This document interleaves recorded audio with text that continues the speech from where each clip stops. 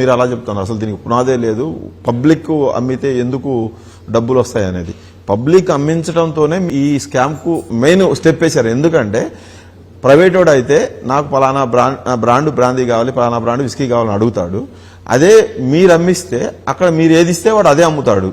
అందుకోసమే అక్కడనే దాన్ని అలా క్రియేట్ చేసి పెట్టారని ఒకటి. దానికి ఏమంటారు? అదే నేనే అంటున్నా, ఇప్పుడు ఇది రాజమార్గం చంద్రబాబు వేసి పెట్టింది. ఇది స్ట్రైట్ ప్రైవేట్ వాళ్లలోనే తీసుకొని దాన్ని దీంట్లో చేయడానికి వీలు లేకుండా డబ్బులు కొంచెం ఎక్కువ చేయడమో, బెల్ట్ షాపులు పెట్టో ఆల్రెడీ ఆయన ఒక పాత్ వేశాడు, ఒక రాజమార్గం వేశాడు. దాంట్లో నుంచి జస్ట్ తీసుకుంటూ పోవడానికి కావాల్సినంత మార్గం ఉండగా దీన్నంతా తీసేసి అసలు మొత్తంగా వాళ్ళు ఎవరో తెలియని వాళ్ళందరినీ మేము తెచ్చి అదే పనిగా ఒకటి క్రియేట్ చేయాల్సిన అవసరం ఏముంది. ఇక్కడ డిస్టిలరీలు మీ వాళ్ళు తీసుకున్నారా లేదా? డిస్టిలరీని స్వాధీనం చేసుకున్నాక స్వాధీనం చేసుకోవటం, ఆదాన్ కానీ ఇలాంటివన్నీ కూడా స్వాధీనం చేసుకోవటం. లేకపోతే స్వాధీనం చెయ్యని డిస్టిలరీ ఉంటే వాళ్ళు మీరు అడిగినంత కమిషన్ ఇవ్వడం, ఇస్తే వాళ్ళు అడిగినంత ఇది ఇవ్వడం.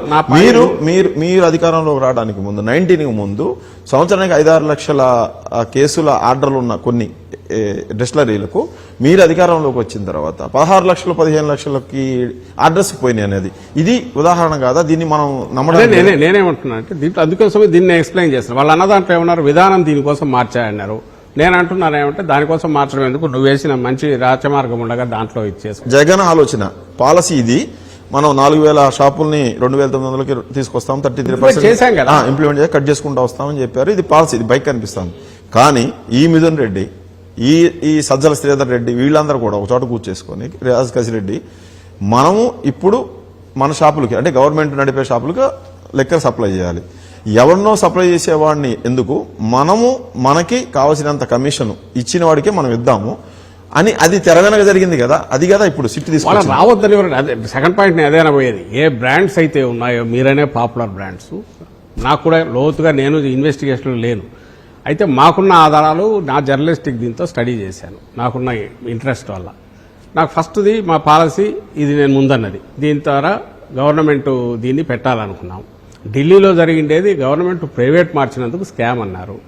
ఎవరికైనా ₹4 వస్తే రూపాయి ఇస్తాడు, ఇది స్కామ్ అవుతుంది. రెండో వైపు బ్రాండ్స్కి సంబంధించి వీళ్ళు అందులో వాళ్ళంతా మేజర్ బ్రాండ్స్ అని కాంపిటీషన్ కమిషన్ ఆఫ్ ఇండియాను దాని దగ్గరికి అప్రోచ్ అయ్యారు, కంప్లైంట్ ఇచ్చారు. అయ్యా వీళ్ళు డిస్క్రిమినేటరీ చూపిస్తున్నారు, ఆర్బిట్రరీగా బిహేవ్ చేసి మమ్మల్ని దూరం పెట్టారు అని.